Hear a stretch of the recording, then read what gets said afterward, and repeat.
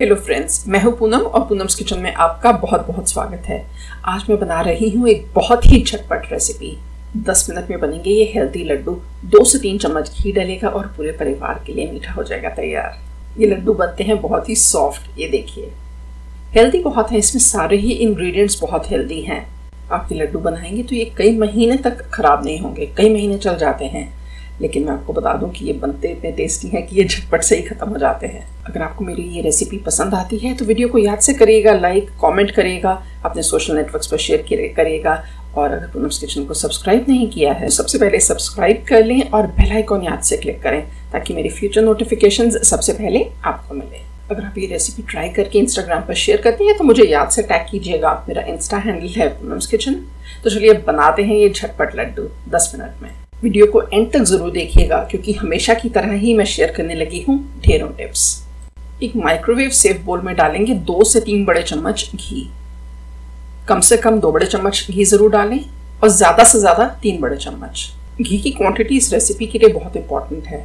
अगर घी कम रहा तो बेसन सही से भुनेगा नहीं और बाइंड भी नहीं होगा, और अगर घी बहुत ज्यादा हो गया तो लड्डू की शेप सही बैठेगी नहीं। मैं डाल रही हूँ 3 बड़े चम्मच घी। इसे 1 मिनट के लिए माइक्रोवेव कर लेंगे। 1 मिनट में घी पिघल गया है। इसमें मैं अब छान लूंगी आधा कप बेसन और साथ में ही छान लूंगी 1 बड़ा चम्मच सूजी। सूजी अगर थोड़ी सी मोटी वाली हो तो ज़्यादा बेहतर रहेगा, उससे लड्डू का टेस्ट बढ़ जाता है और अच्छी एक दानेदार फील आती है। चाहे तो आप सूजी को बिना छाने भी डाल सकते हैं। अगर आपकी छन्नी के छेद बहुत ज़्यादा बारीक हुए तो फिर मोटी सूजी छनेगी नहीं उससे। आमतौर पर लड्डुओं के लिए मोटा बेसन लिया जाता है। लड्डू बेसन के नाम से भी बिकता है, लेकिन मैं घर में जो रेगुलर बेसन पड़ा हुआ है वही इस्तेमाल कर रही हूँ, इसीलिए मैंने साथ में सूजी डाली है। अगर आप मोटा बेसन इस्तेमाल कर रहे हैं तो आप बेशक सूजी स्किप भी कर सकते हैं, सिर्फ बेसन का भी बना सकते हैं। बेसन और सूजी को घी में अच्छे से मिक्स कर लूँगी और एक स्मूथ पेस्ट बना लूँगी। मैंने बेसन को छान कर डाला है तो इसमें कोई भी गुठलियाँ नहीं रहेंगी, लेकिन अगर आपको लगता है कि कहीं गुठली बन रही है तो उसे आप स्पैचुला से प्रेस कर दें। गुठलियाँ नहीं रहनी चाहिए कोई भी, तभी बेसन इवनली रोस्ट होगा। इस पेस्ट को माइक्रोवेव करूँगी 1 मिनट के लिए फुल पावर पर, यानी कि 100% पावर पर। 1 मिनट के बाद आप देखेंगे तो बेसन घी एब्जॉर्ब कर चुका होता है और काफ़ी फूल जाता है। इसे अच्छी तरह से करेंगे मिक्स। 2 बातों का जो आपने पूरी रेसिपी में ध्यान रखना है कि एक तो बहुत अच्छे से मिक्स करना है, ऐसे दबा दबा कर, ताकि गुठलियाँ ना रहें और इवन रोस्टिंग हो। और दूसरा, वॉल्स पर पेस्ट चिपका ना रहे, बेसन लगा ना रह जाए वॉल्स पर। सब कुछ हमेशा सेंटर में ही करके फिर माइक्रोवेव करना है। अब इसे मैं 1-1 मिनट के इंटरवल के लिए 3 बार माइक्रोवेव करूँगी। 1 मिनट के बाद निकाल लूँगी, अच्छे से मिक्स करूँगी, फिर 1 और मिनट के लिए डालूँगी, अच्छे से मिक्स करूँगी, फिर 1 और मिनट के लिए डालूँगी। ऐसा 3 बार करेंगे तो टोटल हो जाएगा 4 मिनट, 1 मिनट पहले और 3 मिनट बाद में। ये है बेसन 4 मिनट माइक्रोवेव करने के बाद। आपको इसके ऊपर जाली दिखाई दे रही है। बेसन भुन रहा है और अब इसने घी छोड़ना शुरू कर दिया है। आप बेसन को जब जब भी हिलाएंगे ना तो आपको दिखेगा कि उसके कलर में कुछ चेंज हो गया है। हर मिनट के साथ बेसन का कलर थोड़ा सा गाढ़ा होता जाएगा, यानी कि बेसन भुन रहा है। और बेसन भुनने की जो बढ़िया सी खुशबू होती है ना, वह भी आती रहेगी। अभी मुझे बेसन को और भूनना है, लेकिन मैं इसे फुल पावर पर नहीं भूनूंगी। अब बेसन के जलने का खतरा रहेगा। अब इसे मैं भूनूंगी लो पावर पर 1 मिनट के लिए 50% पावर पर। लड्डू बनाते समय बेसन को सही तरीके से भूनना बहुत ज़रूरी है। अगर बेसन कच्चा रह गया तो वह दांतों में और गले में चिपकता है। ये हो गया 5वें मिनट के बाद। अच्छे से मिक्स, कलर थोड़ा सा और डार्क हो गया है। दोबारा से माइक्रोवेव करेंगे 1 मिनट के लिए 50% पावर पर। और जितनी देर में ये माइक्रोवेव हो रहा है ना, बीच में 1-1 मिनट का मुझे टाइम मिलता जा रहा है, उस टाइम मैं लड्डू बनाने की और भी तैयारी कर रही हूँ साथ साथ। ये रहा बेसन 6ठे मिनट के बाद, जिसका कलर और चेंज हो गया है। अब देखिए, आप जिस ब्रांड का बेसन लेते हैं, और एक बात और कि माइक्रोवेव भी सबका अलग अलग होता है, अलग अलग वॉटेज है। तो अब आपने इस स्टेज के बाद खास ध्यान रखना है कि आपको लड्डू का क्या कलर चाहिए।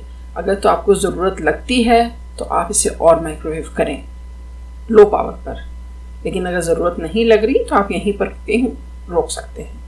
मैं इसे अभी 1 मिनट के लिए और माइक्रोवेव कर रही हूँ 50% पावर पर। ये हो गया 7वें मिनट के बाद। अब ये उसका कलर और भी डार्क हो गया है। अब बस मैं 1 मिनट के लिए इसे और माइक्रोवेव करूँगी बट अभी लास्ट मिनट से पहले मैं इसमें डाल दूंगी 1/4 छोटा चम्मच इलायची पाउडर और साथ में कुछ बादाम के टुकड़े। मैं आपको बोल रही थी ना कि मैं साथ साथ कुछ तैयारी कर रही हूँ, तो एक तो मैंने ये काम करके रखा है। 8 से 10 दाने बादाम के लिए, कुछ को तो पाउडर कर लिया है और कुछ थोड़े से दरदरे पीसेस कर लिए हैं। इस सबको करूँगी अच्छे से मिक्स। अब इस स्टेज पर ड्राई फ्रूट डालना, चाहे बादाम हो, चाहे काजू हो, चाहे तो आप 4 मगज डाल सकते हैं, मेलन सीड्स। ये सब ऑप्शनल है, ज़रूरी नहीं है कि आपने डालना है। अब आखिरी मिनट में इसे बेसन के साथ ही मैं भून लूँगी, तो इसमें भी कोई मॉइस्चर होगा तो वह निकल जाएगा। अब इस स्टेज पर मैं थोड़ा सा बेसन लेकर इसे ठंडा करके टेस्ट भी कर लूँगी। आपने ये देखना है कि ये दांत में चिपक तो नहीं रहा। मैंने इसे 6 मिनट के बाद भी थोड़ा सा टेस्ट किया था, तो उस टाइम पर मुझे लग रहा था कि दांत में चिपक रहा है। अभी 7वें मिनट के बाद दांत पे नहीं चिपक रहा है, यानी कि बेसन अब ठीक से भुन गया है। मुझे अभी इसका कलर लाइट लग रहा है, मुझे लड्डू का कलर इससे थोड़ा सा डार्क चाहिए। मैं इसे 1 मिनट के लिए और माइक्रोवेव करूँगी 50% पावर पर। यह है बेसन 8वें मिनट के बाद। इसे अच्छी तरह से मिक्स करके अब देखिए इसका फाइनल कलर पता चल रहा है। बेसन भुनने की बढ़िया सी खुशबू आ रही है, बेसन ने घी भी अच्छे से रिलीज़ कर दिया है। अब ये तो मैंने लिया था 3 बड़े चम्मच घी, तो आपको घी बहुत अच्छे से दिखाई दे रहा है। अगर आप 2 बड़े चम्मच घी डालते हैं तो शुरू के 3 मिनट के बाद अगर वह घी छोड़ना नहीं शुरू करता तो फिर आपको थोड़ा सा घी और डालना है। मैंने इसे दोबारा से भी टेस्ट कर लिया है, दांत में बिल्कुल भी नहीं चिपक रहा है, यानी कि बेसन सही से भुना है और जो बादाम डाला था उसमें भी भुने हुए का फ्लेवर आ रहा है। अब इसे थोड़ा सा ठंडा करेंगे, बहुत ज़्यादा ठंडा नहीं करना, नहीं तो फिर लड्डू बनेगा नहीं।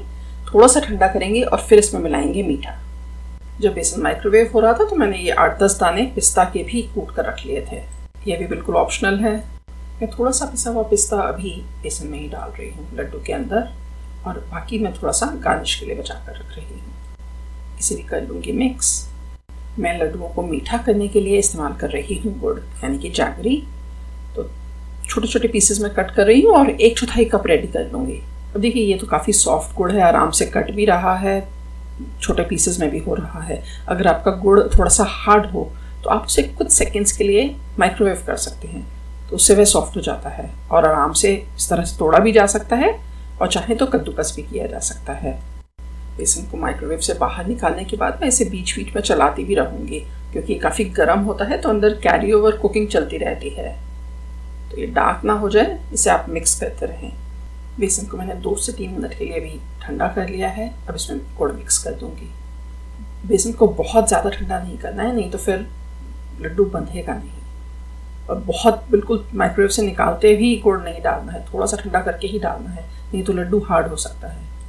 गुड़ को बेसन में अच्छी तरह से करेंगे मिक्स। बिल्कुल प्रेस करती जाऊँगी, बहुत ही सॉफ्ट होता है और बेसन की जो थोड़ी सी हीट है उसे फटाफट से मेल्ट भी हो जाएगा।